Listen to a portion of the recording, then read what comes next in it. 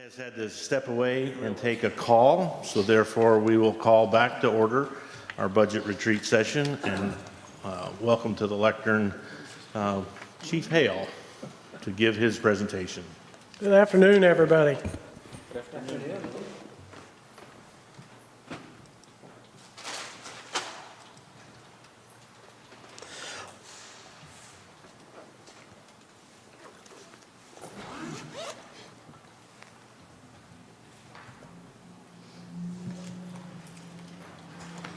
Certainly appreciate the opportunity. I like to brag on the police department. I most certainly have enjoyed a career here and love the people of Farmers Branch, love the officers who work here. They do us a fantastic job. And so with that, I'll start with our general fund budget. The primary driver on this on the increase of, there's an overall increase of $1,986,400. And the primary driver on that is cost of dispatch services from INTAC. I was able to attend their budget meetings and kind of see where, where their challenges were as far as budget goes, and obviously the big driver on this one is going to be personnel cost. So whenever they went out and looked at remaining competitive and not losing our dispatchers, they presented this increase to try to help keep up with salaries for dispatchers. The second overall is increases for our sworn personnel, which makes up 28%, 553,000, and I'm sure Brian will cover that in more detail. Vehicle replacement cost increase. As you know, if you've been in the market for a car, even a used car, the values have gone up significantly, and so you can see that here. Additionally is the police officer position funding at $149,400. What this is this is the additional positions that weren't fully funded, and that's just to fully fund those positions.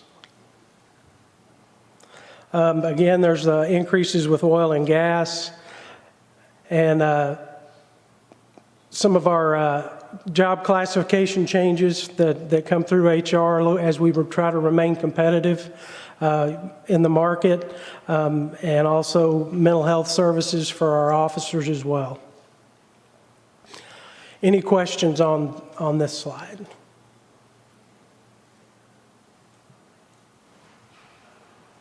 Yep. All right, I'm going to give you a little background on what is driving our services currently. I provided this a similar one last year. So as you can see, our calls for service have increased, not hugely, but they are continuing to go up as our population increases. And with that metric, you also have increased response times because you've got officers out on calls more frequently. We try to keep that number as close to 4 minutes as we possibly can. That is our goal. But it becomes more challenging as our call load increases, and the officers are spending more time on those calls.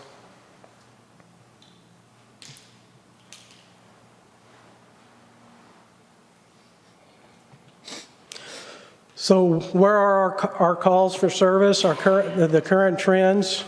The calls are on the west end, and it kind of splits the city. We're seeing the most growth on both ends of our community, and so that's kind of where we're spending additional time on our calls for service.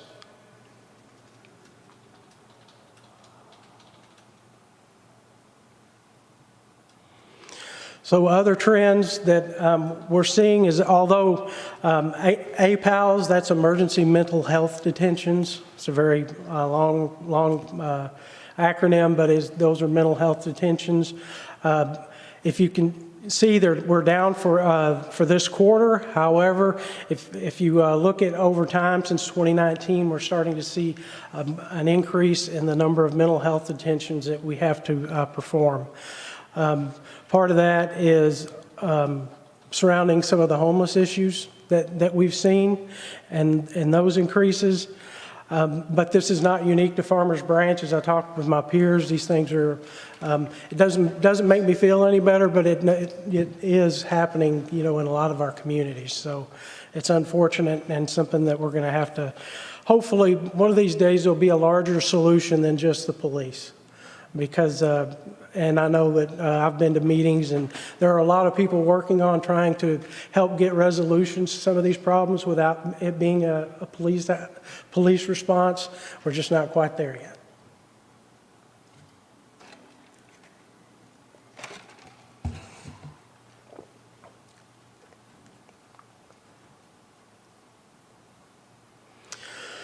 So with our growth as well, we're starting to see, as you have put more people in a spot, they come with vehicles, and so we're starting to see some increases in the number of motor vehicle thefts, stolen vehicles, and also from the parts being stolen.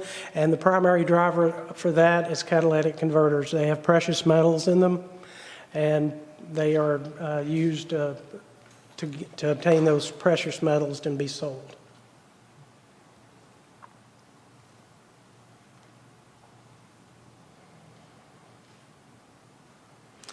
So on violent crime, the primary driver on a lot of these are domestic violence as our residential population increases.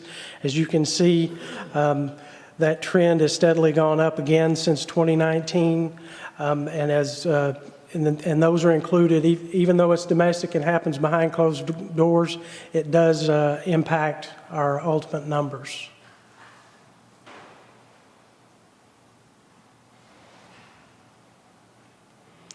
So a little bit on staffing. Currently, the fully trained officers with less than 25 years is 58. Sworn officers that have 25 or more years of service, and the reason I think that this is important because it's a milestone. That's whenever an officer could choose to retire, so we try to keep track of that as well. We have 7 in field training, 2 in the law enforcement academy, and we have 10 in background. So our background investigators are working. Our investigators are working tirelessly to try to get these backgrounds so that we can get people in positions.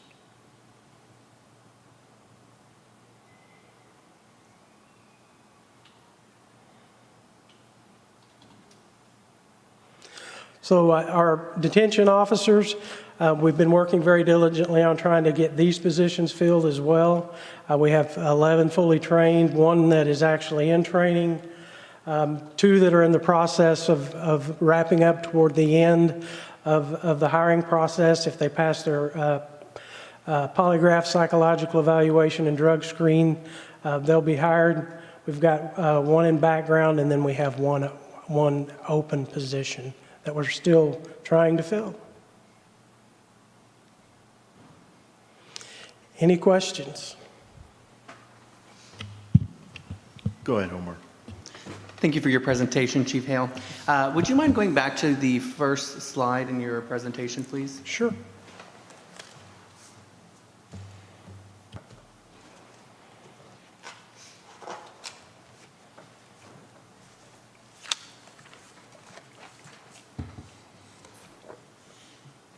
So I noticed in here that there's a cost increase for NTEC of $728,200. When I calculated that on the packet that we received, it was $744,900.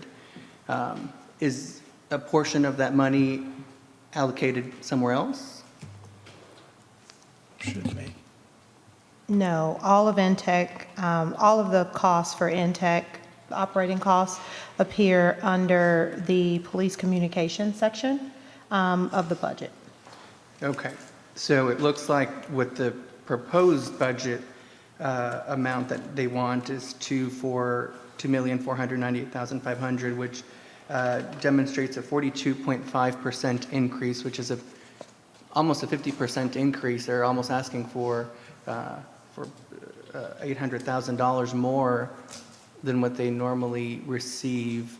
Can you enlighten me as to why that is? The primary driver is they went out and did salary surveys and looked at, how folks were being compensated in other cities, also looking at their benefit structure as well, and that's the primary driver.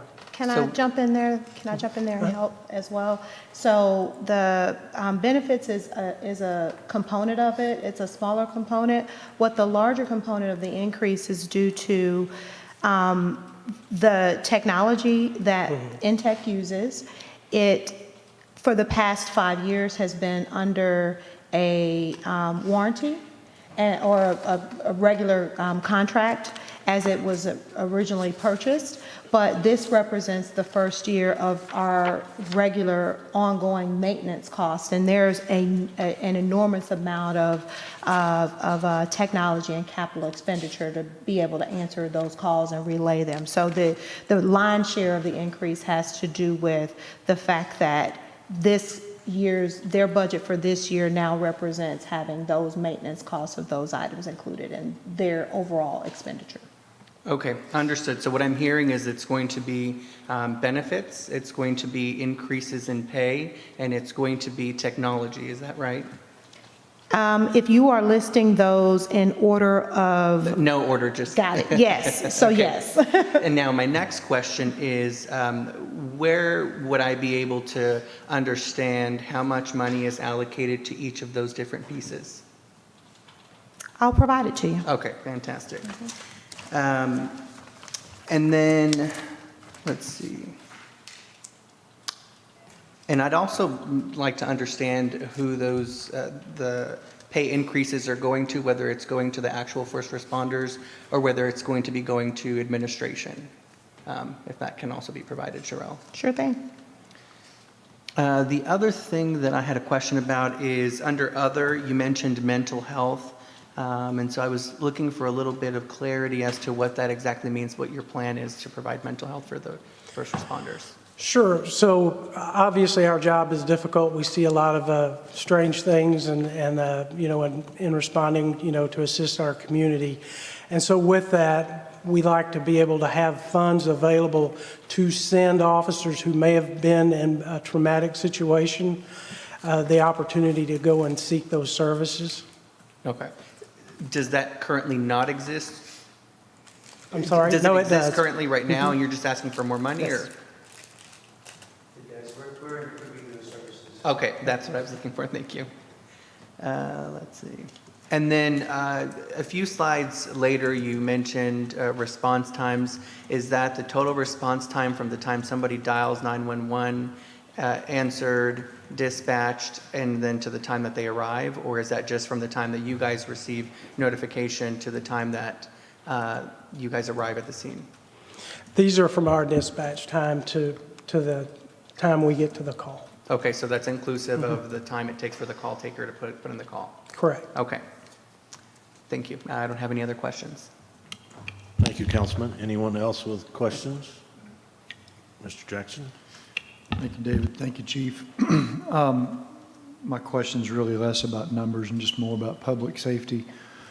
When we hire the additional officers that we need and that are in the pipeline, does that mean that we're going to have more officers on the street at one time than what we see today, or is this to cover some exposures from being off work or sickness? I mean, help me understand how we're going to see the benefits of having the additional officers once we get them through academy and background and such? Sure. So yes, they will be on the street, and we will use them based on, we're all data-driven, and so we look at our calls for service where we're having the most issues, and we deploy those resources. So you may end up with 2 officers in a beat if that beat needs, if there's things going on there that would be beneficial. Okay, so today our standard is 1 officer per beat. I know there's a couple of others that are there to fill in where needed. Sure. Like in districts 1 and 4, unfortunately, we tend to have the most calls, it looks like, on the map. Those districts may need 2 officers assigned to that beat on a daily basis or for a period of time till things settle down. Correct. Okay. Yeah. All right, very good. Thank you. Are there other questions? I do have one myself. Chief, the number of beats that we have, just for clarity, I think I know the number, but I'll have you tell us the number. 7. 7, thank you. Just wanted to make clarification that it doesn't necessarily represent districts. As we represent districts, there is a different overlay for the number of beats. So just wanted to make that point. Are there any other questions for the chief? Do you have anything else, sir? No, sir. Very good. Thank you so much for your presentation. You're welcome. I believe that'll take us to our favorite fire department and our favorite fireman. Only the mayor pro tem said it. I've got another fan out here. It's a hard job being a fire department. It really is. Here you go, Chief. Here you go. Chief Hill. Here you go, sir. All right, let me be sure. Let me get my first thing done. Let's get this thing raised up if I can. Very good. Hey, Come short on. people. Hey, you know what? Hey, God, we need you we to not treat need short people. all sorts of people. There's no doubt.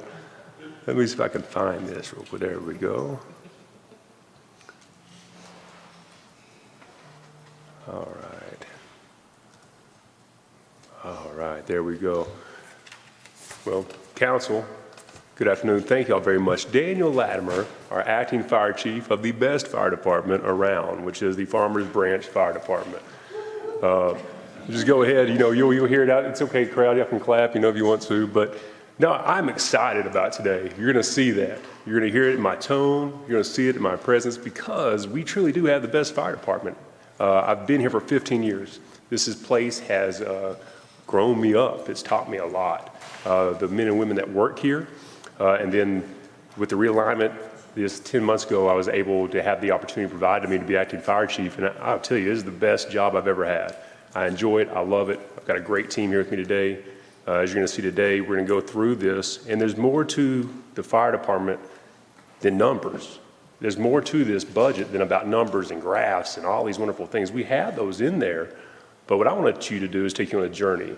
I want you to really see who we are, what our culture is, some of the accomplishments we've had this last 10 months in this fiscal year, where we're going, what drives our budget, what are those initiatives that we're trying to line up with y'all's initiatives as a council? What is that for the city, for our taxpayers? And then we're gonna bring it up. We'll look out to 3 to 5 years, kind of see what we're seeing as a team that's coming our way for the fire department. We'll wrap it up, and at the end, I'll have questions. We brought our budget books. We're prepared. So we got my team here, the brains with me. So any questions you have, we are here to help. That is what we are. We're transparent. Everything that's here in our budget we spent months working on, it's justified, it's our needs, it's not our wants. And so I hope you enjoy this. To start off, our mission statement. What is our mission as the Farmers Branch Fire Department? It clearly states the fire department's primary function and responsibility to the citizens of Farmers Branch is to protect lives and property for fire and provide emergency medical services and assistance. As there in our bold, you see carrying service, proud tradition. It is on everything we do. You see our apparatus, our fire trucks, our ambulances. That motto is on that. That is something that was ingrained when we come in here as rookies.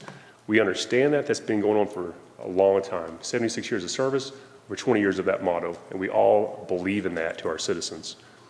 Our key divisions, what makes up the Farmers Branch Fire Department? We have 3 divisions. We have an administration division, which you see here today for the most part. You have your fire prevention division. And then what you think of as your bread and butter out there in the streets is your operations. Our administration, some of the highlighted things there, our whole purpose is to support those out there on the street. That is what my job is. My job is to support and enable those men and women out here that are providing services to our community. As for prevention, as you know, we do annual inspections underneath the leadership of Chief Taddeer, keeping our business safe. That's part of it, to serve our customers. We have our fire investigations. We also have public education. Wendy Kempton is the best. There's nobody else like her. And we'll get to talk about that today as well. And then with the help of council this last year, we were able to move emergency management over to prevention off of the fire chief to allow the fire chief to see more visionary and allow that to be a better function for our prevention division. And then finally, fire operations is what we just talked about. It's your fire trucks, it's your ambulances, it's your firefighters. They're the ones out there that are doing the work. It is our job to support them by budget that enables them to be able to have the resources and the abilities and skills to do what they need to do. Who we are, our culture, this gets me excited, very excited. 10 months ago, there was a realignment happened in our fire administration, our fire department. With that, we had to take a look in the mirror on who we were and who we wanted to be moving forward for our fire department. So as we went out there and we talked about what is that with our leadership team and those, we came up with 2 different styles of leadership we wanted to have and we wanted to incorporate in our fire department and then hopefully go through in our whole city. The first one's servant leadership. It means everything to us. We give out a servant leadership book when you come off probation, when you get promoted. We believe in it. We read it. There's a definition there. I know you can all read. You're all very smart, intelligent people. But this definition is one that I enjoy, and I want to read it to you. It is a servant leader focuses primarily on the growth and well-being of people and the communities to which they belong. While traditional leadership generally involves the accumulation and exercise of power by one at the top of the pyramid, servant leadership is different. The servant leader shares power, puts the needs of others first, and helps people develop and perform as highly as possible. And we've seen that. We've taken that pyramid and we've flipped it on its head. It is not about me. It is not about us. It is about serving those below us, and we've seen that. That has gone through our system, and I can guarantee you it's the best fire department we have ever had. And it's not because of one person, it's because of the team that we have and that we believe in. Transformational leadership, I will give the credit to that to Chief Langford. When he came with that, that is a word that he stood on. That was a part of his foundation, part of his fabric, that he came with from 20 plus years of Allen Fire Department, and he brought with us. And that's something that he's taught me about and how to empower and to enable those that we serve. And I can tell you that we have, the last year, we've had leaders in our fire department, but because of this budget we had last year and the things, the abilities we've had being able to do, to send them to training and do these things, I've seen this change happen. And I can tell you that we are a fire department that people look to. We are a light that they come to, they ask us, what are we doing here? How can they be like us? And so that is why I'm so excited about this year's budget. I want you to see who we are. It's more than just, it's just names. We have a slideshow showing names. These are people. That is who we are. There right now, being honored to be our acting fire chief as stated. I can assure you Shannon does not have twins, all right? You would think he does the way he works, but because of a realignment, he's had to have those 2 roles this last year, and he's done a fantastic job to be able to play in 2 roles. As you move over, you see Barbara Solari that's here today. I call her, she's my wizard behind the curtain. She's the brains. She makes things happen. She softens our edges. Then we have Chief Taddeer. We all know Chief Taddeer. He's been going on for 28 years here in our city. He does a fantastic job leading the fire prevention division. He's also emergency management coordinator there. You also see Valerie Hawkins. We stole her from City Hall. That was a huge win. He is sport reference. That was something I went out looking for free agents, and now we put a franchise tag on her. She's one of us. And then Luke, he's been a gift. He has done an incredible job as our senior emergency management specialist. Scott Burke, our assistant fire marshal, he does a fantastic job with our city, making things work and getting businesses going. And then you see we have 3 inspectors. 2 of them do dual roles as investigators. And then Wendy, she serves her dual role as our fire prevention training coordinator. Back over to where the meat is, underneath Chief Langford, you see that we have 3 shifts. We work 24 hours on and 48 hours off. So we have to split that up. So we have A shift, we have B shift, and then we have C shift. Each shift incorporates our 3 stations. And so those battalion chiefs there, as you see, you're gonna hear today, we have a very young department, why I'm asking for training and the things we need, but we also have a very senior department. And these men right here show that. One of them are 37 years of experience, the other 32, and the other were 20 plus. And so we have that mix that we have to look at that department. What does it look like to us?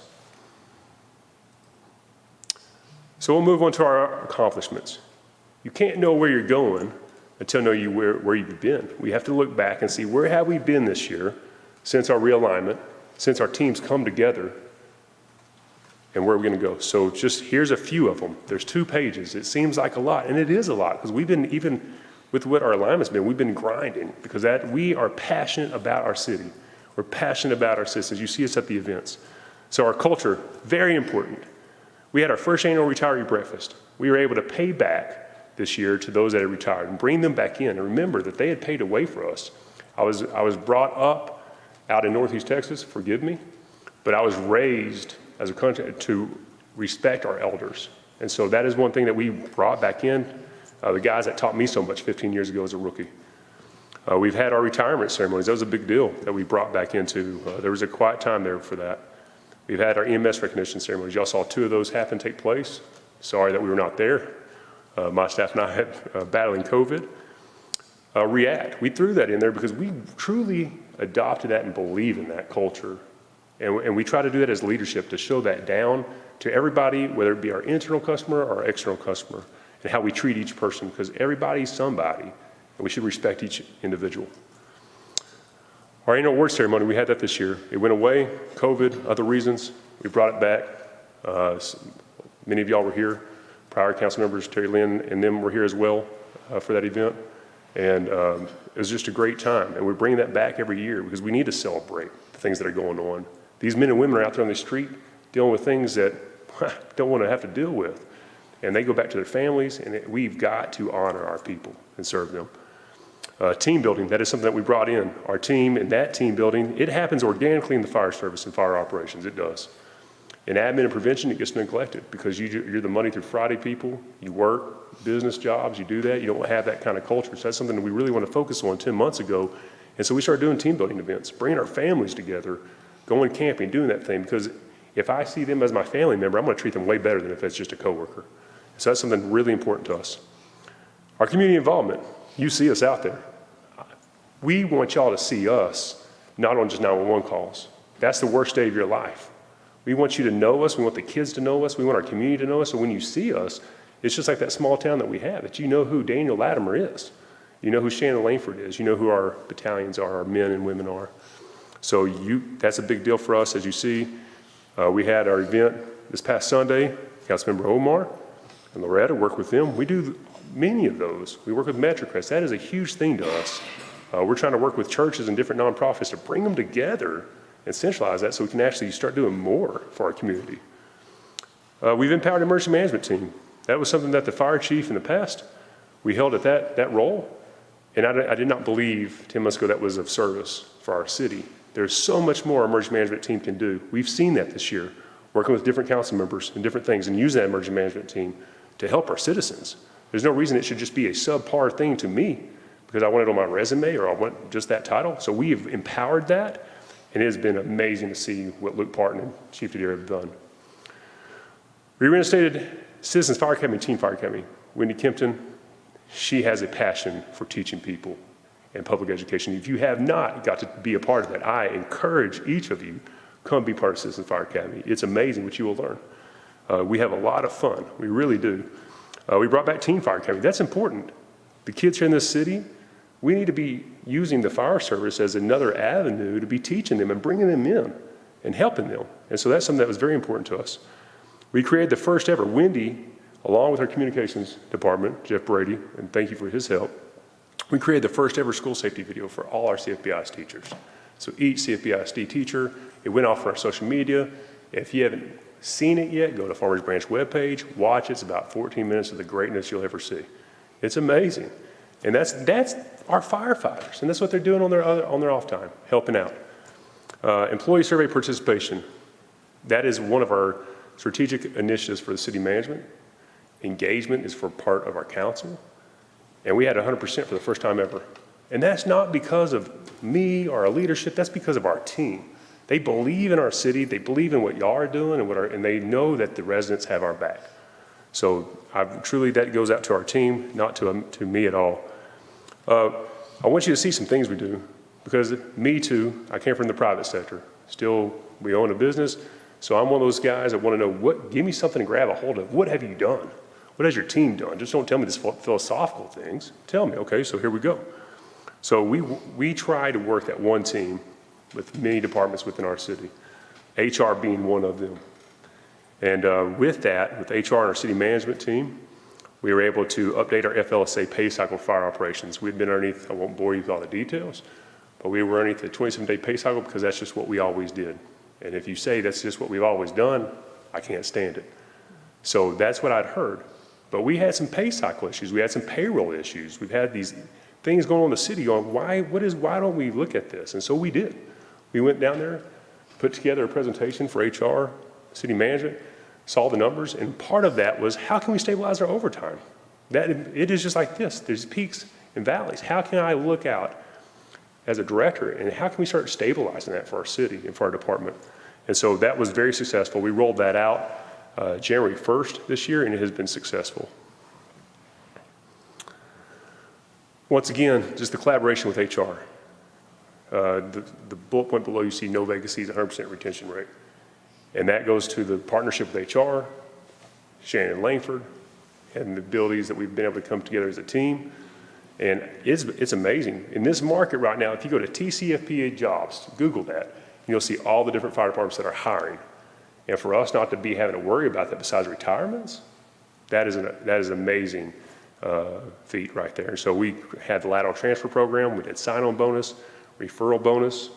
Two policies that I want to highlight that we worked with Brian Beasley and Stephanie Dye is our light duty policy, our accident incident policy. Why light duty policy? What is so important about that? Well, we had a policy in place for our city, and it was because of the way we've always done it. And what we came up with is recently we've had up to 4 people in light duty. One of them was not going to get to be employed here. She had something happened in her event happened in her life, and she, without our old light duty policy, she no longer was going to work here. One of our council strategic objectives is retaining those that we hire, because that cost is up every time we have to go rehire and retrain. And because of that policy that we were able to work together on, she right now is working on light duty, and she gets to stay here, and she is excited. Her parents and them are excited because she's going to have a job. And so just showing you how some things tangible, things our fire department's been able to do with our city. So let you know that. We've updated every rule and regulation SOP. We wanted to go back and look at where we were at and go, why are we doing what we're doing? How does this help our city? How do we serve our customers better? Is this really, truly financial stewardship? So everything was overturned and looked at. We implemented our new records management system.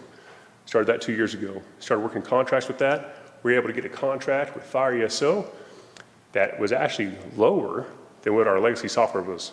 And then now, it is amazing what we just got implemented this year, a few months ago, and it has mobile apps, and the things it's able to do, we're way more efficient with our time. It is amazing to see. We were able to see, we have other cities looking at us. Carrollton's looking at us going, hey, how did you do that? What did you do? How did you work that contract out to get that under budget? So it's some great things that our department's been able to do together. Introduce new EMS protocols. Shannon Langford, once again, you'll hear me say his name often if you're around me. He came from, I stole him from Allen. It was a steal. It truly was. He's an all-star. His experience in EMS is over 30 years. And what he's been able to do with our EMS system and the level of service we've brought to our city is amazing. Underneath that, you'll see is our introduced rapid sequence intubation. What is RSI? What is that? Well, easy way to explain this. If something happens to your airway or breathing, and we need to overtake it, we now have the medications and the protocols, thanks to our medical director, that we can actually paralyze your airway and overtake it and get you safely to the ER, to a hospital where you can have further medical evaluation done. Before that, we didn't have that. We didn't have that in our system. So thanks to Shannon Langford and the help of our medical director and our FTOs as well, we brought that level of service up. So now our community can have that service offered to them. Overall, increased training program as a fire department. I was a training instructor when I was a lieutenant out there in ops, worked at Brookhaven College. There as an instructor as well. Training is important to me because I know that at the end of the day, when you go into a critical situation, you're gonna go back to your training. There's no doubt. If you've been previous military, as an athlete, whatever, you know that. That goes back to your training. That's why training is so important for fire. So, okay, we talked about where we came from. Where are we going? Well, here we go. Here's our strategic plan. Try to keep it simple. 3 things. Firefighters keep things simple. So, to line up with our council's objectives, hire, develop strong leaders. Succession planning. You heard me speak of that. We've got to have that succession planning. We got to worry about legacy, not just today, but we got to worry about the future. We've got to be sure we got people behind us, and we've done that. We didn't not have an organizational chart before this year that had built that to where you could go from firefighter to fire chief. And with the rework of our rules and regs and SOPs and organizational chart, we now have that. So now it's just we got to put time in and train. Build strong relationships with our residents, businesses, and schools. Community involvement, once again, you're going to hear that over and over today because that's so important. I'm very passionate about that. That is the heartbeat of the firefighter. That is what we do. That's why we join the service. Build strong relationships with our city departments. I see what our team is doing in the fire department, and I want to take it and spread it to the city. I want to spread it to every department here. I've seen what servant leadership does, what transformational leadership does. I see how infectious it is. So I want to help our other departments. That's what our team wants to do. So you've heard enough about what we've done. So the whole reason we're here today obviously is about our budget going forward. And so I want you to see this page. These are our drivers. These are our 5 things that drive it. And now we're about 30,000 feet in the air, but here in a minute I'm going to drop us down even lower and you'll see even a clearer picture of what that is. But these 5 things are employee health and wellness. There's no doubt, we just heard it from police, but same thing with fire, with what we got going on, the ongoing of COVID, all the viruses, all the things going on in the world. It's there. Y'all have always supported us the last few years on providing physicals to all our men and women, and I appreciate that because we've had a lot of successful stories from that. People that have had cancer, heart issues. We've had a lot of lives saved because of y'all supporting our budget. Asset replacement schedule. There's a lot of assets you'll see this year in fire. We were number 1 on the increase, and that we have assets. Something that our team's done that we haven't had a really good thing of that we've really focused on this year is having a schedule for every asset we have. That's the private sector mindset, I'll be honest with you, and bring that to the public sector, but to have a full schedule from every asset, from whether it's $1 to $1 million, and schedule that out. So in 3 years, you can come to the office and go, hey, Dana, what's it look like in 3 years? Well, right here, I can show you. What's it look like in 15? Right here. Now, there's estimated inflation that we can't predict, obviously, with CPIs, but at the end of the day, we can show you that. The one straight down, it drives our budget. You see the personnel salary and benefits. That's bolded for a reason. It's in the middle for a reason. That is 79.5% of our budget. That is what it is. That's what it costs for salary and benefits. That is what it is. Inflation, increase of goods and services. We're all feeling it. We're hearing that today. You're going to hear that through the retreat. We know that. We've seen the CPI when we're doing this at 8%. We have vendors that are showing us anywhere, they gave us cost from 8% to 14% to add on for inflation. They're saying, hey, Daniel, Shannon, your EMS supplies, you can look at 14% vendors. We got sole sources saying, hey, you got 8%, this is what it is to cost for this asset. So that's something that we wanted to be very good about, the financial stewards of our budget, to be sure we're getting the actual firm cost for that. So it's not a wake-up call worried about what happened at year end. Population and construction growth, we see it on the west side, we see it on the east side, it's happening. It's been happening. We don't see the fire prevention office with our COs slowing down. You're going to see we keep seeing go up. It might not be as out, but it's going to be going up. There's still more people coming. And you'll see that on our next slide with our run call volume. So what we did, I didn't want to overdo it with data on this with y'all, but just go back to fiscal year 16, and you see that 4,600 calls, and now you see us going to the 6,000 mark. And if you go back to even to 2012, a 10-year mark, it was at 4,000. So, and we don't see it slowing down. I don't see it slowing down. So that's something that we've got to do a good job as fire leadership to be able to educate y'all and show y'all, hey, here's where we're going. Here's our assets. Here's our replacement schedules. Here's things that we're going to have more wear and tear on. We're going to have more wear and tear on our breathing assets, our people. And how can we take care of that and mitigate those things? Here's a slide. Here's your table. Here's some numbers.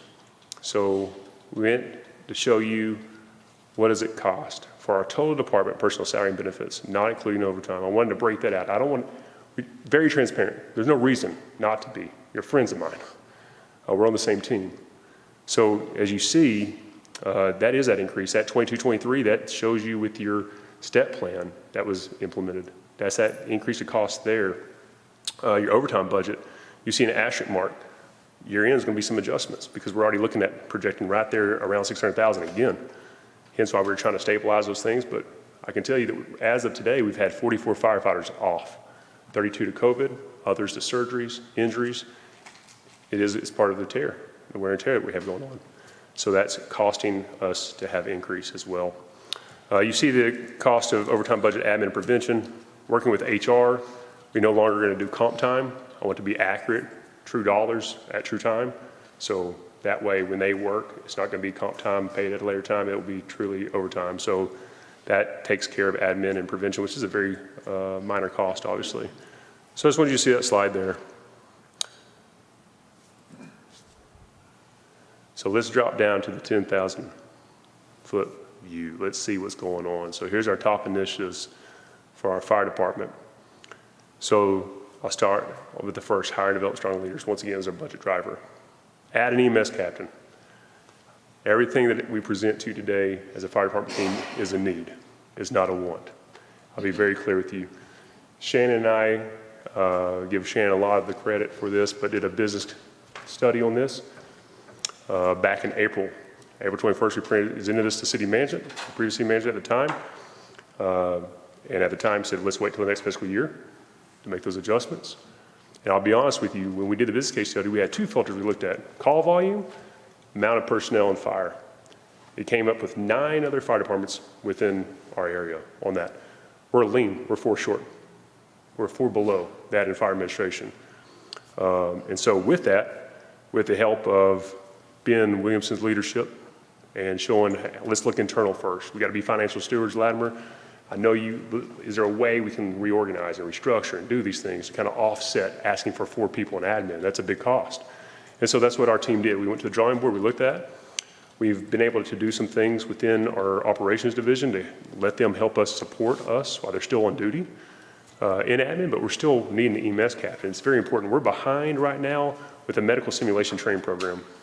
10 to 15 years behind other departments that have that program. Chief Langford and myself, like I said, we're both instructors at Brookhaven College for years. That's been going on for a while for other cities.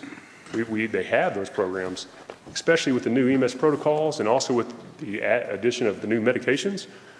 We've got to have an EMS captain. That way I can have a new simulation training program so we can be sure we're providing that accurate service to our citizens, because we're dealing with some high value medications that we don't want to get wrong. Below that, you see the purchase of an EMS mannequin. That falls out of the medical simulation training program. That is a mannequin that we use at our college there and other departments as well. That allows us to actually do that with our FTOs. Increase the training budget. With COVID and everything else, it's one of those things that we took a hit on training. And our guys and girls have been so patiently waiting, and that is a promise that we're going to honor this year and get them back out there and training on multiple things. Hold 2 leadership training sessions is very important to our city management, our HR, to our leadership. We get with every fire captain, every battalion chief, and our leadership, and we sit down twice a year and discuss what are we doing, where are we going, what do we need to do, so that way we can bring this back up to y'all. Here's our replace and upgrade critical assets. Here's where the rest of your money is going. Our money is going. So when you see, okay, hey, Daniel, 79.5% is going to salary and benefits, where's my money going? If I'm a taxpayer, I want to know too. And so here's where it comes from, is your assets. So this ambulance is going to go replace the ambulance at Station 2, Medic 132, is up for its replacement schedule. That ambulance has seen a lot of problems now. It's definitely needs to be replaced. You got to purchase 4 life packs. When we did our replacement schedule, our life packs are the things you see us walk into your house if you're having a heart attack or anything. Very important machine. Very important machine. You got to have it to be on an ambulance and fire truck anyways.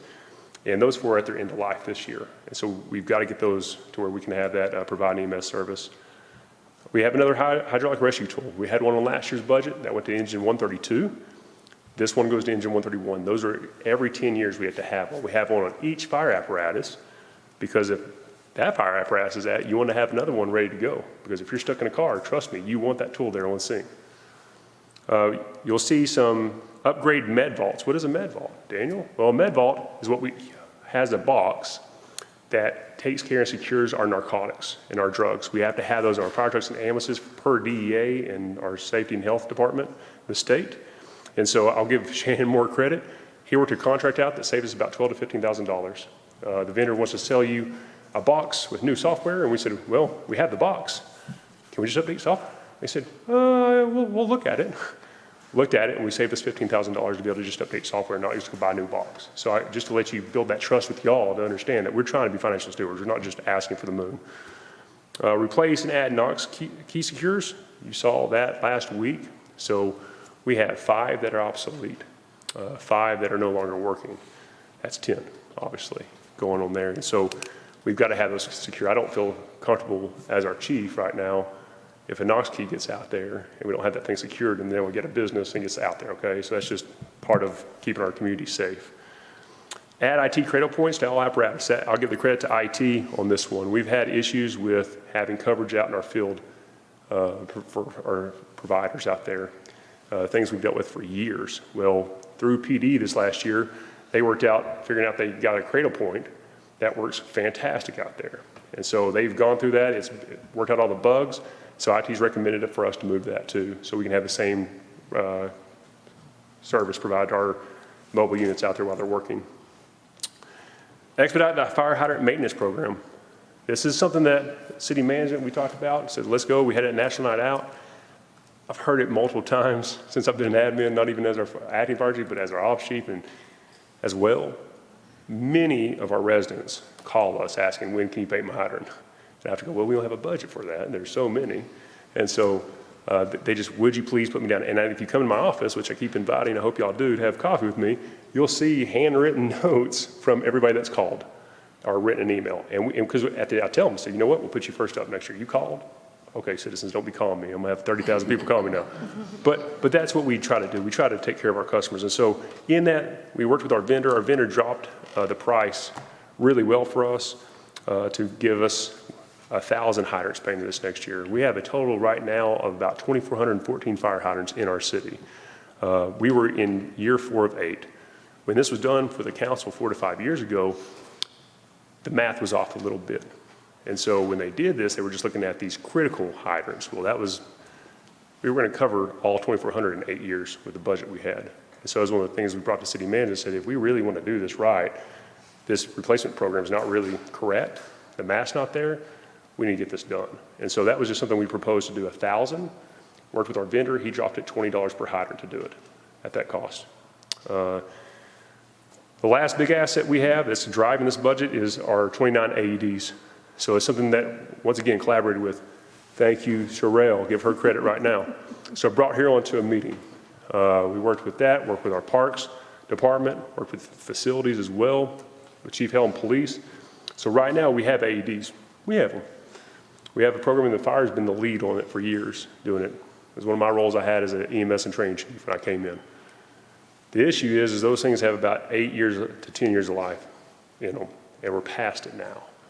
And so we have places in our city we're not protected. We've got an AED machine, but you don't know if it's going to work. And I don't want that on my conscience if we got kids or stuff at our parks and rec or that it doesn't work. We got PD units that need to be replaced. And so they're out there first on scene a lot of times, even before we got there. But we need to have new AEDs. And so that's one of the things we worked together with, looked at different purchasing options, worked with our vendor, with Stryker, and they gave us a really good deal to be able to take over the whole system and just update it all at once. And so this is a really good thing for our city. It protects our city. It serves our customers. So just very thankful for the help of Sherelle on that as well. Build strong relationships with our residents, business schools, we talked about this. I won't beat you up over and over and over with it. But these are the things that we plan on doing. We're going to bring back the branch brigade. That was a huge thing for the Farmers Branch Fire Department. We were known for that. A lot of people think of that as your clowns, but what we do is we go out to the schools and we're teaching kids fire safety and doing that. So it's just a big deal for us we lost that beat in fire for a little while, and we're just bringing it back. We're going to have our first annual safety fair open house.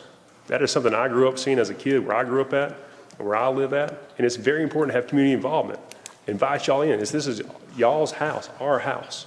We share together. So we'll have the first one at Station 1 this year, and we'll just rotate them, Station 2 the next year, and then Station 3, so we can cover all the districts. Right there you see our employee health and wellness. We talked about that briefly. That's our NFPA, that's our fitness and medical screenings we do every March and April. And I'm very thankful to y'all for doing our budget the way y'all do to allow us to do that, because I'm telling you, every year we literally save lives of our own people. So I'm so thankful for that. As you heard with Chief Hale, Brian Beasley, myself, and Chief Langford are still working with mental health. We have programs, but we are improving them. And we've got one tribe right here in our backyard. And so I've got to work with their CEO, and I'm going, why don't we just use people that are here in our community? That's what we want to do, create one team. So we've been having meetings with him. We've had another meeting set up for September 21st. I believe it's September 21st coming up. Okay, and that's what we're going to do there. We're going to get together and go, what can we do together? You're in our community. We have guys and girls right here. Why can't we just send them to you? If they have an issue, why can't we just go right there right now? And so partner with us. And so he's very excited. We're excited about that. And hopefully we can also pass it along to our PD as well. Annual commercial fire inspections. You hear us say, I need. I want to show you that we give. And so in that, that's where fire prevention comes in. They do bring in revenue. On one of the ways they bring in revenue is our annual fire inspections. You saw that FTE increase on that 88 to 89. That was thanks to the council.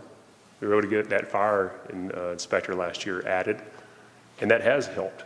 We're getting our goal to have our annual inspections. They do a fantastic job of prevention. They've taught me so much this last 10 months, I had no idea about prevention. We've also partnered with code enforcement. They're helping. We've got 2 code enforcements that have gone through the class, and now they're going to start helping us do apartments and doing that. How can we work together as one team? So that's something we're trying to work with code enforcement right now, and as always, reduce hazards in our community. So as I promised, we do go out there and work. And this slide was very important to show the revenue that we do bring in. So it's not just, we just don't go, hey, we're the fire department, you should just give us all your money. Because I'll be honest, some of my brothers on the other cities do that. And so that's not how we want to do it, because we want to be financial stewards of our city. And so here's a table that shows you how we work with finance and how we go out here and look for this revenue. You do see an asterisk on one of them, ASSPP, that is our Ambulance Service Supplemental Payment Program. All right, I don't want to bore you and give you an hour-long class on what that is, but what it does, it looks back at a year back, goes through the state, comes from the feds to the state, and it looks at all your uninsured Medicaid, which you didn't get your cost given on. There's cost out there, and they say, hey, looking at your federal non-shares and your shares, and looking back a year with our methodology, this is how much money you get. So you see this big $1 million, that was because it was during COVID. And so what happened at the time, the state had a larger pool of resources, and there was not many people applying for it. And so they had this bigger thing. And then they also had a methodology to look back 2 years instead of just 1. And so, yes, the asterisk there to show that that's a peak that you won't see. You're gonna see more of this 424,000. But also why I asterisk that is because it shows you what our finance team does and our fire department team does together, because what I just said is, there was a lot of cities that said, we're too busy. We can't do it. We can't worry about this. And we did not. And it's about a 6-month process that we spent a lot of time on. And I can tell you, Pam Dion, she did an amazing job for me at that time, working with me and guiding me through that as our acting fire chief. And so just want y'all to see that we truly do try to go out there and be stewards of our money in the fire department. So let's come back up. Let's look. What's the next 3 to 5 years look like? I'm gonna be you'll hear this, as long as I get to be the acting fire chief, or even out there, sitting out there, I'll probably be screaming behind it if I'm not. We've got to compensate our employees. Our HR team does a great job going out there and doing comparables and comp studies, but I always said when I was a firefighter, if I had this opportunity, I would do our department right. And we've got to pay them because the market's there. It's everywhere. They keep on increasing everywhere we're at.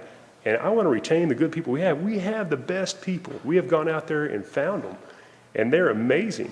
And we just got to be sure we compensate them. We got to be sure that we're doing it at a yearly rate, that we're looking at their salaries, and we're doing a good job with that. And if I don't do that as a fire chief, then I'm not doing my job. Continuous succession planning. We've talked about that today. Continue to develop strong servant leaders, not just leaders, but I want servant leaders. That's what we want, we need. Officer development program. We have some brilliant officers and battalion chiefs that I get to work alongside that have many years of experience, more than I have, out there in the field. And that's something that, one that comes to mind, Captain LaFleur, that just is a brilliant mind out there with his hands and what he knows and knowledge, and he's leading that program for us. So we're going to have our own people developing our people, which is fantastic. Four-man staff in our fire apparatus. Looking at the models around us, that is where it's going. That's where it's at because of what's going on out there with the type of buildings we have and our strategies on how we put out fires now with our trucks. That is something definitely you're going to hear us coming out with for the next 3 to 5 years, to be sure we've got to start putting four-man staff in our fire trucks. We've got to, especially the ones with our trucks, our ladders. We've got to do a good job with them. I don't want to put a guy at risk because I wasn't willing to come up here and tell you we need more people out there on our fire trucks. Once again, evaluate and update our response model based on actual data points and call volume. We have a great team of research. We got Chief Henderson that was the main driver behind it, the implementation of the new fire software, and he does an amazing job because we don't want to just come up with what we think or we believe. We want facts, and that's what y'all deserve, is what our citizens deserve, are facts. Continue to partner with fleet on our apparatus vehicle replacement schedule.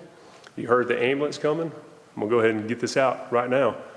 I've seen 3 price increases in the last 6 months on a fire truck.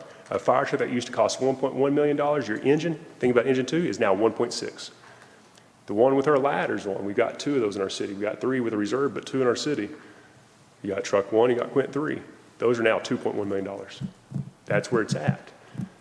And so it's not coming this year, but we have that. Kevin Munchell does a great job in fleet, and Tom Hicks does a great job as far as carrying forward and planning ahead. But that also drove our budget because we had to increase that. We've got to start planning for that future. Something that's more not going to be a budget-driven thing we'll be able to encompass, but something we've got to look at is our scheduling for our firefighters. Something that we're hearing and we're seeing around us is a 4896 schedule and what that looks like. So not much of a budget thing, but just something that I want you to be aware of that we're looking at doing. We're constantly looking, and we're visionary people and looking around us. Something else very important and dear to my heart is transitioning the MC title from the Deputy Chief of Prevention to the Senior Emergency Management. Right now it's Luke Parton, and I hope he stays with us because he's a brilliant mind. We've got to see him in action these last 2 years and what he's been up against and how good he's responded and led us, our city. But we need to empower that. There's no reason to have that split. There's a reason to just go ahead and have that title on one person and let them run for our city.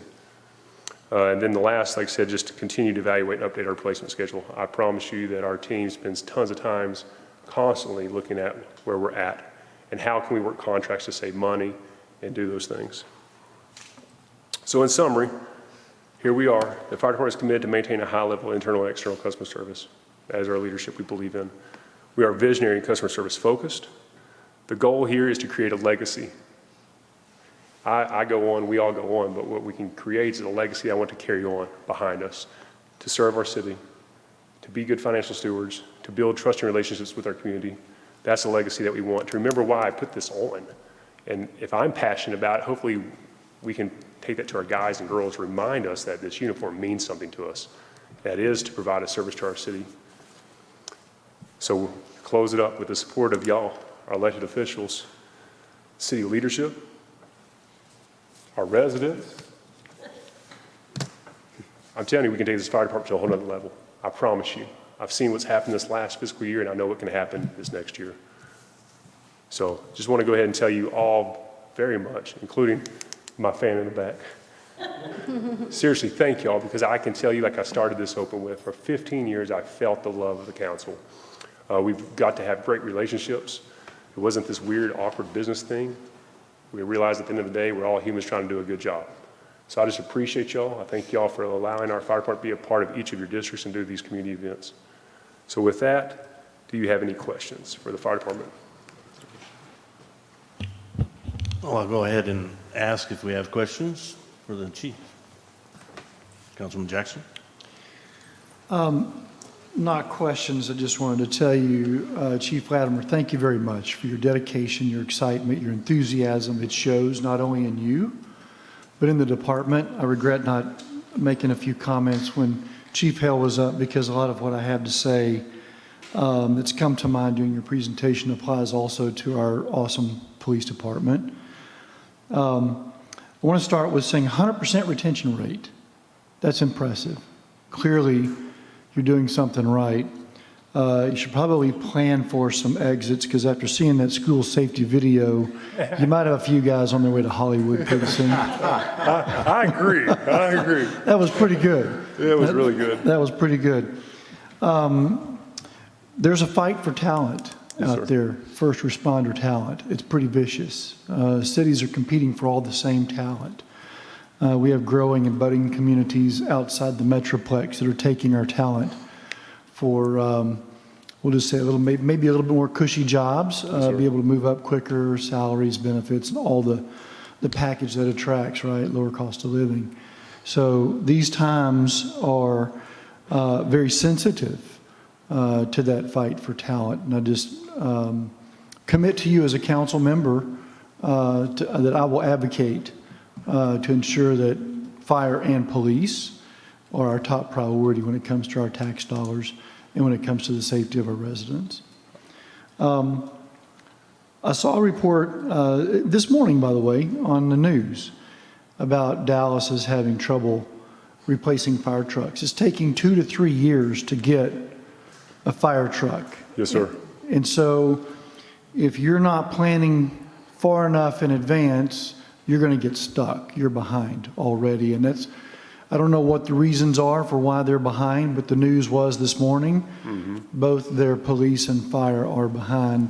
I saw some pictures of some police cars in use that over 100,000 miles, Yes, sir. pieces of steering wheel missing.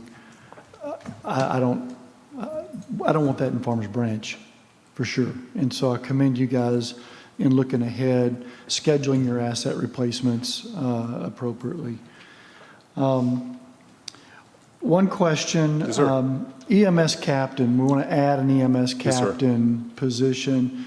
Is that, are we planning to do that with talent from within and then going and backfilling a role, or are we looking to add someone? Is this a new? So right now, currently, what that is we're looking internally. That will Okay. always be our mindset. Chief Lane and I have had many hours of discussions about what that looks like, and I truly believe in looking inside first. I mean, if I sit up here and I say on one side we have the best people, and then I go get somebody from outside, it's kind of counterintuitive. I'm speaking on both sides of my mouth. Agreed. And so, no, yes, sir, we are definitely looking inside.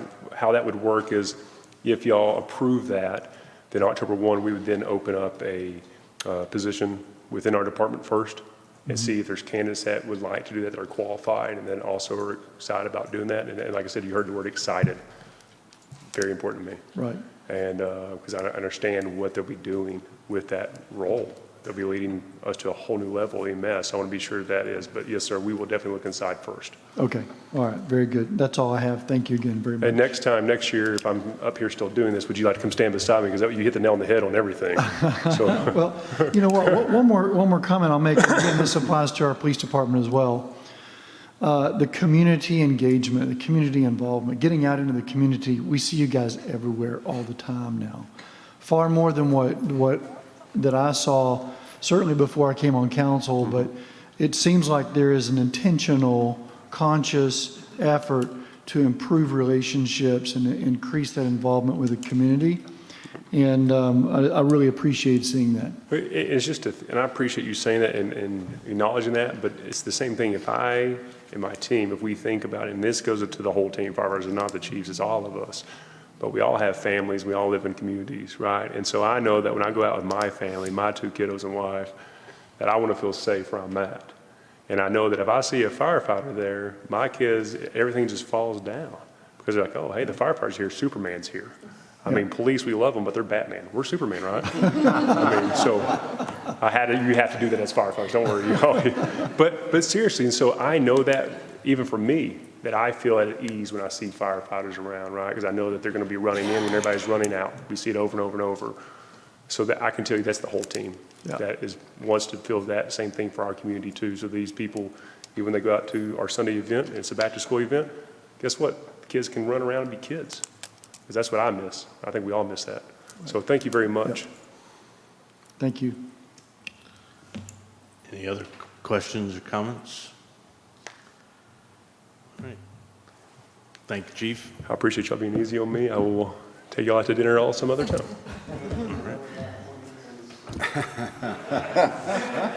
Oh, sorry. All right. Well, I'll turn the gavel back over to the mayor since he's returned. Thank you. Mr. Beasley, you're up next to the fire. Thank you, sir.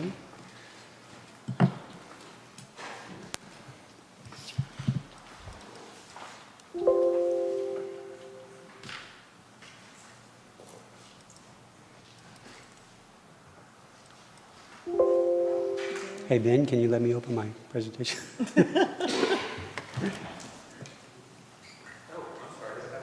I guess you do. Maybe you're reading it. He's trying to upgrade his presentation after Latimer. There you go. Very good. Perfect, thank you. That's all right, no problem. Mayor and Council, Brian Beasley, Director of HR, thank you for this time, and I believe what you just saw is a great example of succession planning, because that's exactly what has happened in this case here. So, very good job, Chief. So, anyways, I get to do some fun stuff as well, because our most valuable asset in the city is the employees that serve the citizens and the council and the city management team. And so I get to talk a little bit about that. And so please stop me there will be time at the end for questions, but I'm also very excited. Probably not quite as excited as Daniel. He's got a little bit more presence than I do, stature-wise too. That's all right, I still love him. So, all right, kind of give you an overview especially for our new council members that aren't really aware of all the things that HR does. We start with our culture. Culture. Daniel hit on it. Several other members have hit on it. React is a serious thing. It's been a multi-year journey. Let's see, I've been here now 9 years. It's taken us about 8 of those to get to the point where we are today. But utilizing respect, excellence, accountability, care, and trust for council to actually adopt those as behaviors really weighs in on my heart as well, because it was a lot of thought process that went into those behaviors.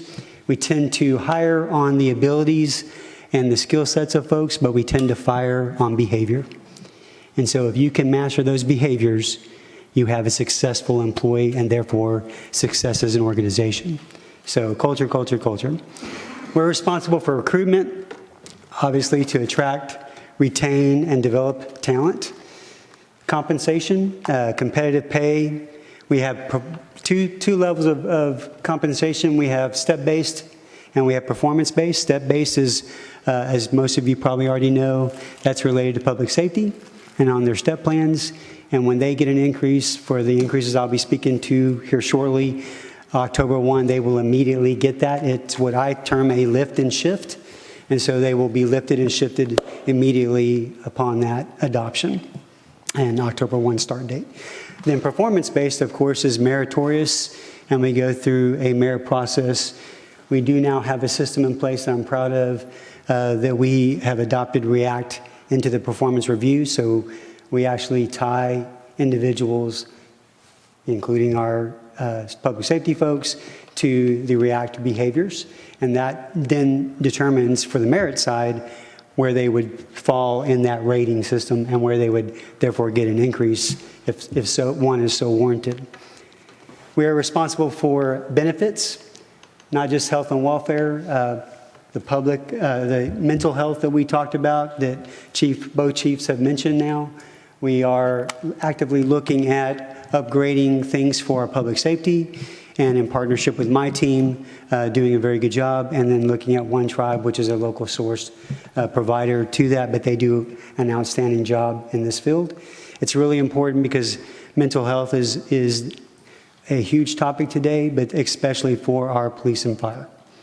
So I want to let you know that. We also do wellness. We're a big proponent of wellness plans. That's why you will see that we have beat medical inflation for the last 9 years. About to knock on 10 years, which is my goal. Really, when you look at that, that means we're saving anywhere between 7 and 15% of medical plan just by avoiding that cost every year. So, and that's bottom line dollars. It roughly equates to about $4.2 million in cost savings and avoidance. So it's a big deal that we pay attention to that. We actively engage all of employees in our health and wellness plans and to try to get them more healthy. And I think that you can see that in their responses and their emotional health as well, which is also very important, and how they deliver. And it certainly comes down to how we engage, which I'll talk to you a bit in a second. Performance management, that's not just the pay for performance side, but that's also making sure that our employees are doing the right thing, managing their behaviors. Sometimes that includes development, but also sometimes that includes discipline. So if there's any employee discipline, that definitely goes to either me or Stephanie on my team. And we are involved in every aspect of that with every employee, regardless of where they're at. Organizational development, just speaking broadly, you just saw one example of that, succession planning going on. We do a lot of that. In fact, I stood in a meeting where our acting city manager noted, which I should have thought of, and unfortunately I didn't think of it at the time, it wasn't quick enough, but we were in a department meeting where he noted that like 14 individuals in that meeting had a position created for them through a succession planning process. That speaks greatly to what Councilman Jackson noted about doing internal hiring. It also speaks greatly about the skill sets that our employees carry with them and provide for you all. Then HRS and payroll, we maintain employees' information and we provide management tools at a snapshot for our managers to utilize. And then last but not least, is certainly important, is risk management. It's a safety and training involved there. We handle all liability claims, and then we are the legal coordination, either with our attorneys or through the TML IRP process. So every lawsuit, unfortunately, that we get comes through our office in some fashion. Kind of putting all that in a picture form for you. We're going to start with people and culture, the life cycle. Of course, we go to react, and then attract and recruit. We're going to engage and manage folks. We have to reward and maintain that reward, and Chief Latimer spoke to that as well. We'll talk a little bit about that. We continue to plan and develop, so we're always succession planning. We're always looking down the road 3 and 5 years. I think that's why you will never see us in the situation of a Dallas having to wait for 3 years for a fire truck, because we have a fantastic fleet and facilities organization and a fantastic fire department that partners well together. And then training and retention. We have to be able to retain valuable talent. The cost to replace talent is extremely expensive. It is something that we take very serious, and so we put a lot of effort into doing that. And then you have your full life cycle there. If I was telling you just the HR life cycle, of course there would be retirement or offboarding, but that's kind of a negative for some folks, so we hope that people get to retire, but we'd like to keep them as long as possible. I was asked to go through and put together something that Sherelle had noted that somebody on council had asked for. And so I did this pie chart. So this is total salaries and benefits by department. If you notice, roughly 58% of our total spend is on public safety. And then you can see, as an example, HR would be 2% spend, Parks and Rec 14%, and so on. I won't read those to you. But it's a good pictorial for you to be able to see where that cost lies, and so how we allocate those kibbles that was mentioned earlier. So I want to talk a little bit about staffing. There's a hot topic on current openings, hot topic in police and fire, and specifically in retention. I've had some direct questions from different council members asking about it. We can start with a huge win of being 100% full other than our ad request of fire. So we have the one in process, but that's complete. And we have 34 full-time openings. I do want to note that we have 20 part-time openings, but we don't really, since those ebb and flow, I wanted to focus more on the 34 openings. We have 10 openings in PD. My numbers don't differ from what Chief Hale said. As of this morning, we've updated them because we have all 10 through background, and so that means we're waiting for accepts. So we have 10 in process, and that's a great thing. That doesn't mean that we will get it. So, council, my experience has been here. We have just shy of a 50% batting average. So we don't always get the folks that we want for various reasons. It takes a good amount of time for us to go through that process, especially for PD, because PD folks go through a more intensive background, and there's a longer lag between that time of original offer, and people have to pay bills and take care of their families, so they accept other offers. So we are hopeful that those 10 will accept, and we'll be going the right direction. In detention, want to note that we do have the 5. That means there's 1 left because we have 3 ready to start and 1 that's in process. So potentially, we only have 1 more opening to fill. We did close out our last recruiting schedule. That was as of last week. My team did a fantastic job. Stephanie Dye and her team did a wonderful job at doing the recruiting there and working with PD and detention. We have not had to utilize some of our extra tools that council members and I have talked about, but we do have that in our tool bag. So if we do have to open this position back up, we will be going forward with some of those extra tools in the tool chest. So I want to let you know that. You've heard part of the things today. You've heard 4 police officers being requested for the new budget, 1 background investigator. This is really important because as Chief Hill noted, and what I just said, it takes a long time to go through these backgrounds. And so we have our current investigators on top of their jobs doing the background checks. Now, HR can do that, and we do that for everybody else, but we, in partnership with law enforcement, they've asked that they continue to do that. So what we've partnered on and collaborated to make a decision to request an investigator that will do just that. So there'll be a civilian employee who will be dedicated on looking at background investigations for folks, so we can move that lag time much quicker. As been noted, you know that when we do hire a police officer, they have to go through the academy sometimes, then they have to go through field training. Those 2 things can be as much as 18 months, and in fact typically are. So even when we say this, that doesn't mean that there's going to be 4 people boots on the street in October. So I want to make you aware. It takes a good amount of time, not just from my team, but from PD. So, and then we have a fire EMS captain that y'all just heard about. I think that's very important. Partnering with the fire team, we have benchmarked other cities and how they do it. I will tell you, just as a general rule, and I'm going to sound like I'm patting everybody in the room's back, but this city is the city that's looked at in the Metroplex on how to run services, how to do fire, how to do police, how to do human resources, how to do fleet, how to do parks. We really do set the bar. How to do finance. I mean, people come to us and ask us these questions. And so being a small city, it's really kind of cool because I think it's our culture that drives that.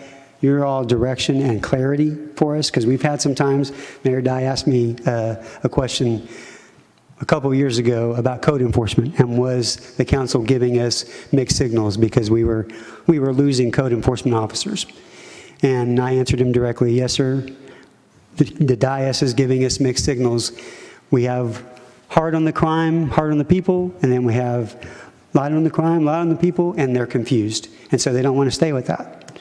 And when we got to a level set, we were able to keep those folks, and now we have them, and we have good results out of that.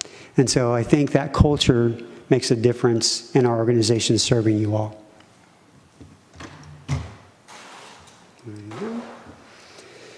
So I want to give you a few strategies in attraction and retention. In PD and fire, you're going to hear a little bit more about this, but we do every year, and I think both chiefs mentioned this, but in public safety, I take some benchmark jobs every year, which would be things like finance roles, some HR, IT, those kind of things that when you look across organizations, you would see those pretty much anywhere. And then we always look at our public safety roles. Every year we benchmark at least 21 cities and see where they're at. This is a difficult thing for me because I'm 21 years in the private sector, Fortune 5 sector, and then 9 years now in the public sector. And in the public sector, what we are required to do by law would be illegal in the private sector. We can't share wage data in the private sector. But we're required to in the public sector. And so it gives us a little bit of advantage, but it also means that I know that coming down the road, the cities that we really compete against are going to be looking to adjust it one more time. So I have done a quick look at a very detailed look. My team has, not me, sorry. Team has made a very detailed look at the marketplace, and you're going to see that the market reflects, with our philosophy, the 5% above market, reflects a 6% roughly adjustment that's needed. And I'm going to be recommending to you all a 7%, which is what Sherelle has provided in the budget, to try to offset some of that lead lag time for public safety. We have implemented lateral transfers, and now other departments are doing that as well. So again, we're kind of the benchmark. We did that with police a long time ago, and we did it with fire more recently. And they were very open to that, and has been obviously proven to be beneficial because we're 100% full, so it has worked. We do have up to 10K sign-on bonuses.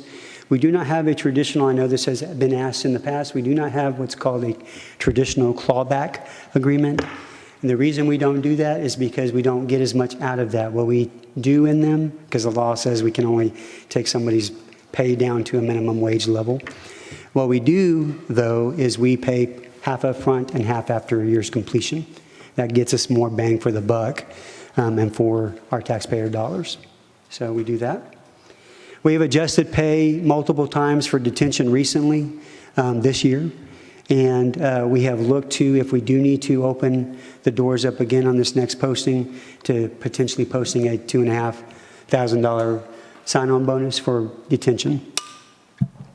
And we have changed the testing to a structured interview. This is really important in working with detention and PD and then my staff. We observed that the way that a lot of folks were failing tests that really weren't very meaningful in nature. But a structured interview gets to the behaviors and the KSAs that are needed to do the job. And so we've gone out and selected a third-party company to do that specifically for detention, and that's what we'll be rolling forward in the future. We also have retention plans for PD and fire. Again, we review that market every year. What you may not know is we also, in the budget, we set aside a pool of dollars that if there is a year, which there's been one, but if there's, in my 9 years, if there is a year where we do not do structure adjustments, remembering that the public safety folks get step increases, and that happens every year. If that structure does not move up because a marketplace says, nope, we're not moving, then they are eligible for a meritorious process to look at their performance and then be eligible for a one-time bump. It doesn't add to base pay. It's a lump sum, so it doesn't cause our overall cost to go up. But it's a quite creative way to do that. And the two previous chiefs, no, that's not true, because Chief Hale was involved. Chief Hale and Chief Parker at the time, and myself and Charles put that together. And so we do have that in our back pocket. And I wanted you to be aware, because it is a tool that could be utilized. And then again, culture, culture, culture. In fact, I was had a question or a dialogue this morning about somebody potentially leaving or coming here, and they came here from a very large city in the Metroplex, Briscoe. And so comments were made about, well, why would you come to the City of Farmers Branch from Frisco? Our culture. That's why you're going to come here.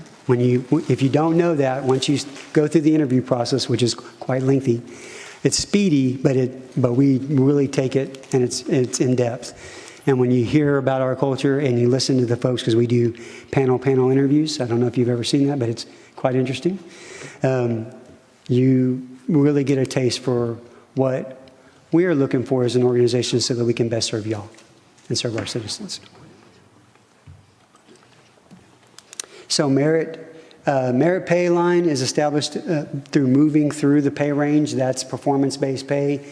All of y'all are used to that and know what that is. That's the non-step folks that are on this.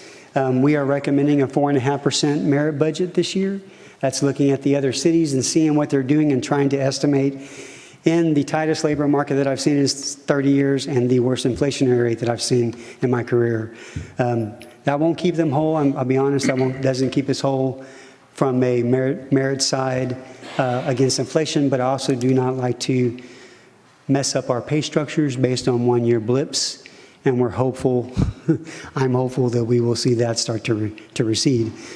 Don't know that that's the case, but we will at least have some tools in our back pocket to address that. The PD data reflects a 6.2%, and that's market-driven, so I want to be really transparent, especially for our new team members. The council set quite a few years ago and then reset it a couple years ago that we pay 5% above market average. So this number is inclusive of that. So we want to continue to be in that trend, and that's across all platforms. So if I do that and I look across our 21 cities, PD comes in at 6.2. And fire comes in at 5.9, roughly both 6%. It's minuscule dollars. I'm recommending a 7% across the board step structure increase for them. Now the good stuff and things that folks have asked me to present. So talking a little bit about TMRS and moving from a 25-year plan to a 20-year plan. I want to give you a couple of key things that you need to be aware of.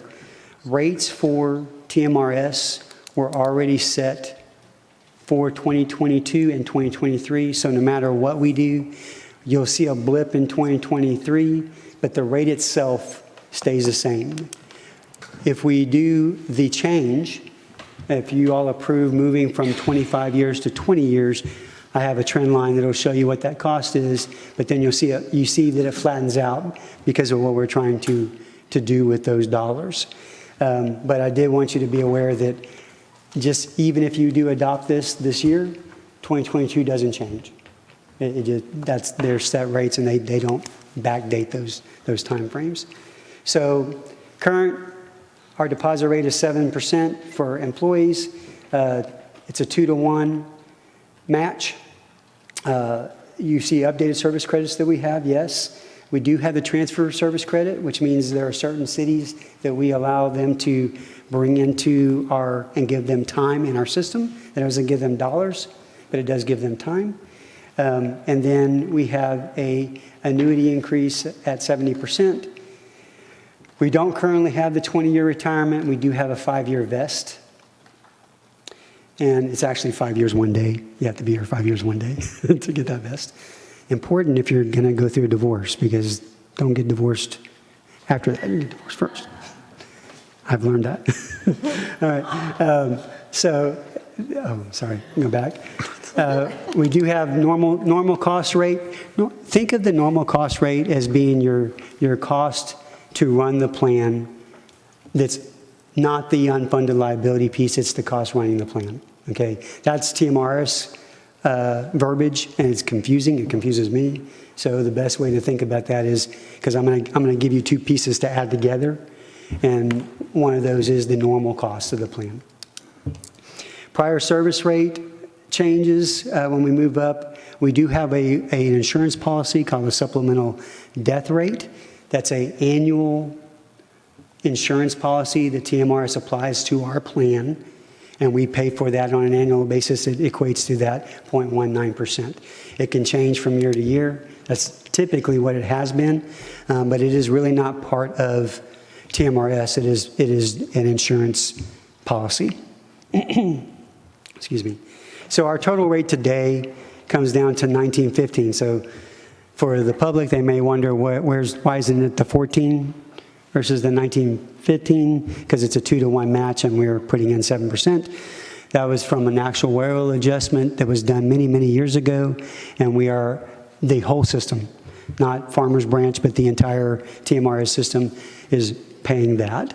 And so every city has some portion. Some people pre-funded that, which I'm going to talk to you all a little bit about for the 20-year process, which helps offset that. And so they are beginning to see those rates come drastically down, which we will too. In about roughly 10 years, we'll see our rate actually drop below the 14%.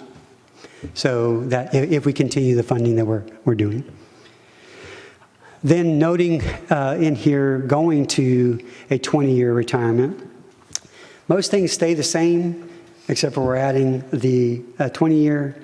You notice that it ticks up a little bit for the nominal cost, the 10.85, but your overall rate goes to 20.23. And then I have some notes over here for you all. It roughly costs $3.6 million. And the reason I say roughly is because I could not get them to give me a finite number, because this is based on asset values, inflation, and how those things are changing on a day-to-day basis. So the best that TMRS would give us is a $3.6 million bogey. Could change a little bit, but that's what they gave us. And I think it speaks to our finance team and your HR team, because we got really, really close to that, because we said between $3 and $4 million, and we're right in the middle, so 3.6. So that is that. One other special note at the very bottom in little print with 2 little asterisks there, and maybe our new council members know this and maybe you don't. City employees do not participate in Social Security, and Social Security is also a COLA adjusted benefit. So I, on the other hand, have 21 years of private sector, and so I have all my quarters in, but then of course, and you probably know this, Councilman Jackson, there's a windfall provision. I can't double dip. So Social Security manages that, but I did want you to be aware that your city employees do not participate in the Social Security side. Here's that little trajectory to show you, and boy, I wish I'd have brought my glasses. Oh, I had them somewhere. So I'm going to try to wing this, because those are really foggy numbers to me. You'll notice the one-time tick up, and what we've put aside is what Sherelle and John have asked me to look at, is if we paid that. You're awesome. See, this is teamwork. Thank you. 53 years old, and you got to do this. Okay, here we go. All right, so what you will notice is that it does go up to the 20.04. That's already set. That's going to happen regardless. And we're already ready for that. But if we are to pull $3.6 million and provide it in a lump sum payment to TMRS, not with payroll, it has to be separated from payroll so that it gets applied correctly, then what that does is it will tick up to the 18.99, and then that will level at that level until the point of we have adjusted that actuarial blip that came a decade ago or so, probably 2 decades ago now actually, that they adjusted for. So you will see it normalize, and then what you're going to see over time is that actually start to drop into below the 14% mark, especially if we continue the current funding. One thing I want to bring your attention to is notice that our funded ratio also continues to go up. So where we compete against some major cities, in Dallas and Houston, and they're on their own plans. And y'all have read the papers and seen the news. They're not funded, and they're going in default, and they're having lots of issues with that. TMRS has been very smart, and the cities that are in it are protected because they're managed very well. And I've mentioned that to past councils, and want to tell you again, it's managed very well. You can't do things, as an example, which I know can be popular, but you can't separate PD and fire from the rest of the general population. TMRS won't let you. If you all go to 20 years, you all go to 20 years. It's one team, one dream. And they've been very successful at that. And if you notice, there's I want to say close to 800 cities in TMRS. I can't remember, don't hold me to that. One of the major cities that has done really well with that is San Antonio. They are actually in TMRS. But it is well funded and well guarded, and it just continues to go up utilizing these dollars. So you'll see that the funded ratio improves over time. And that's my quick and brief presentation, and I'm here to answer any questions.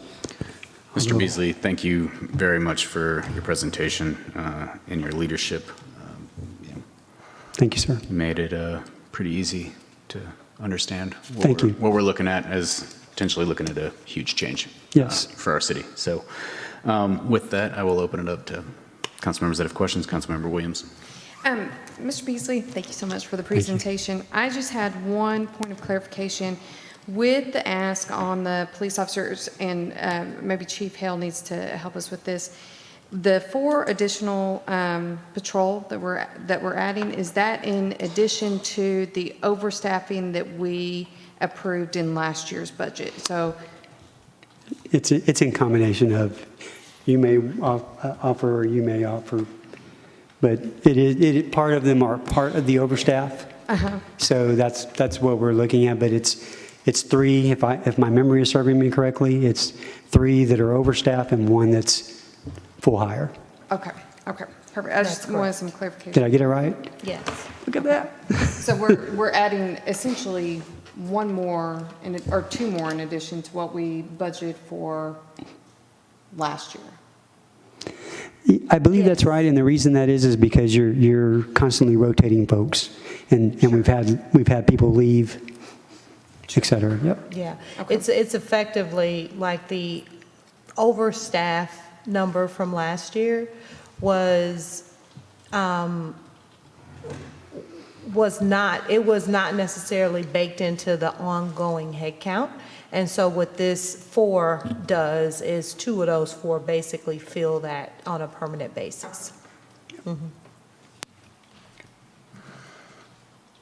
Any other questions? Councilmember Jackson. Thank you, Mayor. Thank you, Brian. Yes, sir. Appreciate the detail. So we talk often about the cost of turnover, particularly with fire and police. There's a lot of training, a lot of certification, qualifications. Do we know what the cost of the turnover is of a police officer, of a fire? Sure.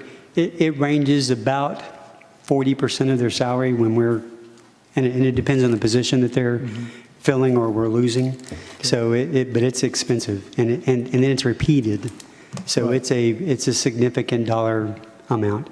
And that's kind of the direct line cost. And then the peripheral cost would be time to fill, my team's staffing time, those things, those would be added on to that. So Right.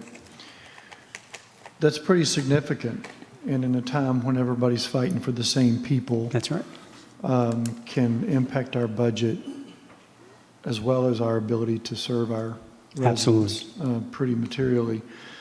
And if you could go back to the slide where we were talking about the 1% additional comp, yes, that was one, that was it. Is that it? 6, yes. So Yeah. the additional 1% over the 6% that the study says is our standard approach. Yes. What is the cost of that additional 1%, police versus fire? Sure. I actually have that. I didn't put it on my notes.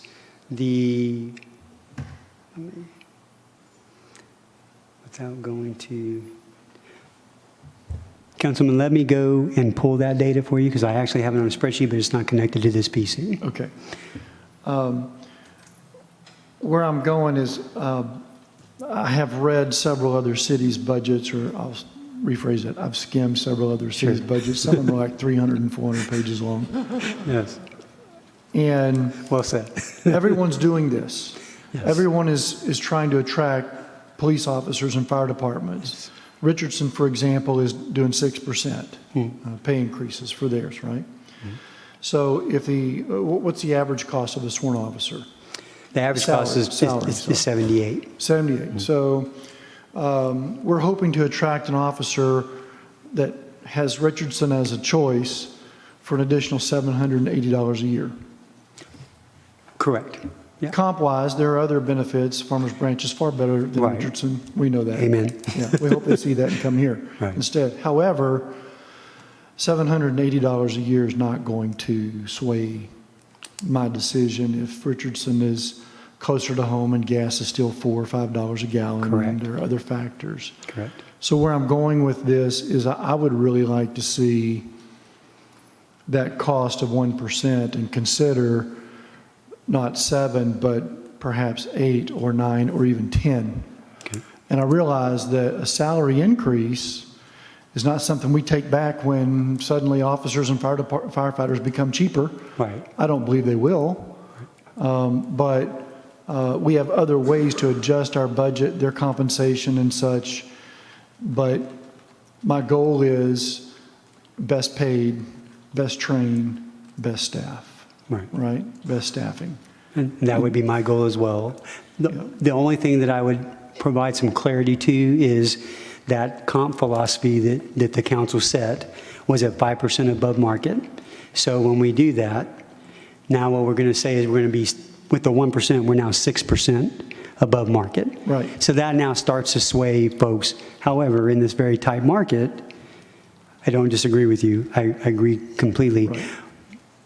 I would prefer, and maybe this is more in a creative, usually our budget retreats are in a interactive, and this is a little bit different scenario, but as a comp person by trade, because that's what I've done all my career, typically what you do in those situations is you provide lump sums. And so you figure out a budgetary amount, and maybe that's 3% of the budget, that you're going to then set aside and provide to your whatever jobs that you're looking to retain, and that doesn't go into fixed costs year over year. Right. And so that would be, if you were, and you are, because y'all are my board, right? If I'm serving as a Fortune 5, my recommendation to the board would be let's look at those things and bring that to you and let you see what those costs are. But I would still probably prefer to put it into a one-time payment and be able to look at the market next year to say, do we need that one-time payment again? Because we may. Right. As opposed to inflating salaries potentially and having that forever and ever. Understood. And we've had that conversation about retention and such and how we do that. And there are some sensitivities around you give them money and somebody runs, right? They take the money. Sure. Now we've just spent money and somebody's going somewhere else anyways. Sure. So definitely I'm with you. We need to be creative. I just want to understand what all those costs are. Absolutely. Because again, the goal is, best staffing, best trained, and in order to have folks lining up at Farmers Branch's doors to come here, we're not having to go and search, Right. and we can pick the best of the best, and we're keeping the best of the best. Right. We've got to have best pay. Totally agree. Yeah. 100%. Thank you. Thank you. Councilmember Merritt. Brian, thank you for the presentation. The one thing that I perhaps didn't see, what is the city's total staffing? City's total staffing. Sure. And then if we could break that down between full-time and contractual. Sure. And so you may have it, you may not. And that would be the numbers that I'd like to see. Sure. I can certainly give you the real detail, but I can tell you that we run about 475 full-time employees. And in the summertime, we swell to 525. Those are seasonal part-time employees. But those are FTEs, 475. We have essentially 409 on our benefits plan. So the majority of our people take our benefits, and that actually swelled up. There's my South Texas coming in. During COVID, because we found that some of our employees, their spouses lost coverage on their plans, and so by law, they're able to come onto our plan. So we did see an uptick on that, but again, we've done really well even through COVID on the benefit side. But that's the rough numbers, but I'm happy to give you the more detailed. And if I can jump in as well to help with some budgeted information. Included in your budget book toward the back, I guess I'm referring to page 256. That is the end of a long listing of each department and budgeted or amended budgeted FTE. So I'm looking at the final approved the budget that we're living in now. So that'll kind of give you some information in terms of how it breaks down from a budget perspective. Yeah. Now, budget and actual can be different, but that'll put you in the ballpark. Yeah, and it will be. It'll be slightly different, but because it's changing. Understood. And then, obviously, the key factor is how many contractual elements we have as well. Sure. Because it's all about the service. Absolutely. And so it's not just the full-time employee, it's the contractual that we're providing those services. So I think it's really important that this body and the residents know how that is compacted. So that's Absolutely, I can give you that. And all contracts come through our department, so. Thank you. Councilmember Roman. Thank you for your presentation. Yes, sir. So I agree with Councilmember Jackson, and I appreciate your insight on the one-time payments, and maybe there's an in-between. Maybe, we are a little bit more competitive on an actual salary that will continue, but then we can incentivize people with a one-time payment on top of that if we feel it's necessary.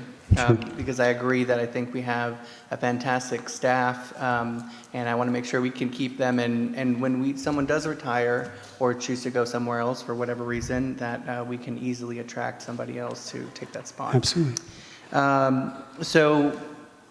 Under the current presentation, you are suggesting a 7% pay increase, and then that would be on, in addition to a 4.5% merit pay increase, which would total out to about 11.5 in total. No, sir. Is that right? No, sir. It's separated. So the 4.5 would be a budgeted amount for meritorious employees. So it's all employees that are not public safety. Okay. As I'm speaking. And so that's for non-PD, non-fire. That, however, let me be really clear, that does include the folks that are sitting in the room with you, because they are administration and they are meritorious. So fire administration, police administration, HR administration, finance administration, we are merit-based. So that's the 4.5 budget. And what that means, Councilman, is that somebody could receive, based on performance, 0 up to 6%. Okay. Now, I would tell you, and let me be clear, I'm all for paying the very best for our talent, because I think you have the very best team, and I truly believe that. If I didn't feel that way, I wouldn't tell you. But I also want to be smart and be a good steward of taxpayer dollars. So I will tell you that 4.5, of course, doesn't keep us with cost of living today, but I also don't want to, again, same thing for lump sums, I don't want to base my recommendation to you all simply because we have a blip in inflation, though I'm not sure that it will come down. This council can address that at a later time. So that's why I'm recommending a 4.5% for folks that are in my team, and then, well, they're all my team, everybody, for non-public safety, and then the 7% for public safety. Got it. Okay. And let's see, so referring to the 25 versus 20 discussion, I recall that when we initially had the discussion, we talked about how this may affect individuals who have left. From my understanding, the way this pension plan works is you've got, once you work for a 25-year city, you are essentially marked as a 25-year employee no matter where you go. So you may go to a city that is a 20-year city, but because you worked for Farmers Branch, you still have to do 25 years at your new employer. That is correct. Okay. So for those employees who go and are now, for lack of a better word, tainted as a 25-year employee, if we decide to move forward with becoming a 20-year city, will that impact them in that way of also then becoming a 20-year city or employee? Yes. Okay. So we don't talk about Bruno. Y'all all know that the song. We don't like to talk about people that go to other places, but yes, it would also benefit a prior Farmers Branch person that went to a 20-year city who's sitting in right now with a 25-year mark. Now it could be 20 years. Yeah, and I was more so particularly interested in asking that question for the first responders who went on to NTEC, because I know some of them who worked at the police department here had posed that question to me, so I wanted to make sure I clarified that. Well, NTEC's a little bit different because NTEC's not TMRS. Mm-hmm. So it's got to be a TMRS plan because the 20-year, 25-year doesn't matter unless you're in TMRS. So if you go to a different system, name your system, whatever it is. If you went to the Houston-based system, they're not TMRS. It's only their rules that apply. It's not TMRS rules apply. Okay, maybe we can chat a little bit more offline. Sure, absolutely. But those are all the questions I had for now. Thank you. Okay, thank you. Councilmember Driscoll, did you have anything? I'm good, thank you. Okay. Councilmember Jackson? Yeah, sorry, I had one more question. David sort of jogged loose in my memory, and I can't find my note in the binder, but I seem to recall that this year's budget for employee comp was at 54%, as opposed to 2010, that was at 79%, and I can't recall, is that of our total revenues or what that stat was about and sort of why we were reaching back to 2010 as sort of a benchmark. Does that ring any bells? Are you referring to like a graph or something that might have been in the transmittal letter? There was a graph. I'm going to try, and then if this is not addressing your question. Found it. Okay, tell me where. Sorry, in the letter, page 9, middle of the letter, it says budget reflects net increase of 9 full-time employees, public safety. It says general fund personnel costs represent 54% of our general fund expenditures, which is down from 79%, and it refers back to fiscal year 2010. Yep. Why are we reaching back to 2010 for that comparison? I think the history of that is 2010, this is kind of talking to the great wisdom of our budget manager, Suzanne Pritchard, who's been here for over 30 years. I think the significance of that 2010 has to do with that was like the time maybe when our staffing was at an all-time high. So what we're trying to say, that because our transmittal letter tends to compare to that time frame, and what we're trying to say is point out the differences between those periods. And I can add some color to that. Previous council at that time had directed staff, I was not here, but I hear about this on a regular basis as if it was yesterday, that we laid off 33% of our non-public safety workforce. And so that's why you're getting that comparison, because we've had even recent council people want to know how has things changed from the time that we were this heavy, because headcounts do increase, Right. and then today. And so that's the reflective note to try to show council that we've been good stewards. I would tell you as an HR person, because I've lived through lots of downsizing, you usually cut too far to the bone, and then you have to add back meat. And I would tell you, based on culture and how long it has taken us to get our culture where it's at, that certainly played in the minds of employees. You all can see that reflected in the number of employees that now come up and receive their service pins. For many, many years, they would not come and talk to y'all because they were targeted, or they felt like they were targeted.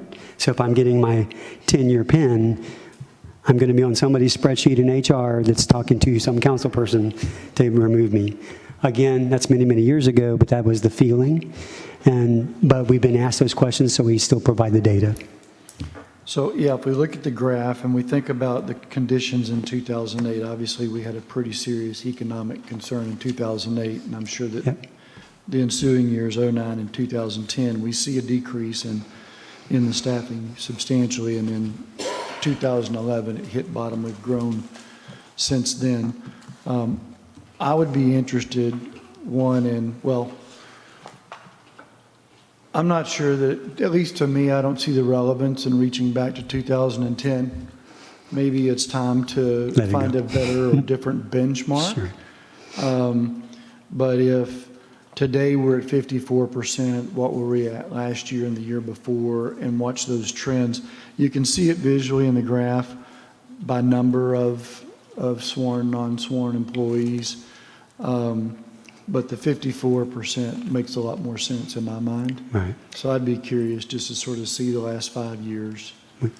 I'm sure we Yeah. have it in every budget. And so- we try to the extent that we have the data, and we do have that information that we could provide it over the last several years.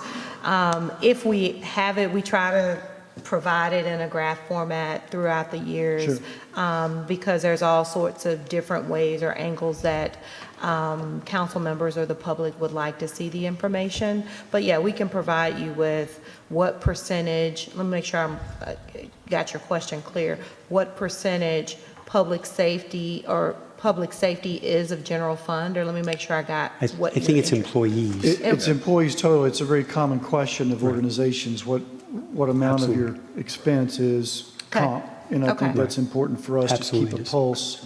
Okay. And I don't know that Yeah, got 2010 any longer is relevant. I'm in agreement, and I would, just for clarity, provide that public safety wasn't affected, so it didn't change for them. Where you saw the hit was parks and, Right. that kind of thing. Agreed. Okay. Thank you, guys. Correct, and I will definitely provide the contract information to you. Yep. Mrs. Evans-Jones, you had another comment? Yes, I just wanted to point out a couple of things. So Brian, thank you for the details on the 20-year consideration. It's a couple of things that are relevant in this, I guess, consideration. One, back to the information that Marty provided us. Some of the things that she talked about that are relevant to our evaluation have to do with our liabilities as a function of revenues and et cetera. So the pension liability, in order for me not to have a coronary, has to stay as smooth as possible, And the other thing that I wanted to, just in the spirit of disclosure and making sure that we all understand, so 3.6 is the more refined estimate that we got after we produced this document for you, the budget book. So what you'll see in the appendix is a line item for $4 million. At the time that we developed the budget and delivered that to the public and to council, that was the best estimate that we have. We've since refined it, and that number is 3.6. Okay. That's correct. One more. Final comment. Last one. Sure. Just for the benefit of everybody watching or listening. Richardson is also going to 20 years in their budget. Yes. So we don't want to be last in that deal. So this is a must this year. Well, and thank you, Councilman, because I didn't provide for y'all a written timeline, but the way this works is once you do adopt that, or do not, whichever, if you do adopt it, it takes 1 month. So 30 days must expire before TMRS will kick that off. Being a good steward of taxpayer dollars, the closer to the end of the year, the better, because it is TMRS's policy that the first year that you make this transition, any monies that you put into it do not receive any type of interest. So you want to be as close to January 1 to do that, because then you start immediately receiving interest on those dollars. So I just want to provide a little extra clarity, because we want to do the right thing with being good stewards of finances. Any other comments or questions? You know, just for reference, 2008, it wasn't just the economic climate that made it a very interesting time in No, it Farmers wasn't. Branch. Yeah. Fascinating that we, during that time, laid off 33% of our staff, but also watched our tax rate go up 25% over the subsequent 4 to 5 years. So, you know, I feel like we're in a much better place now than we were then. But I I'm going to concur. say, huh? Yeah, I I'm going concur. to say let's take a quick recess for about 10 minutes, and then come back since we've been doing this for about 2 hours now. So Thank you, council. time's 4 p.m.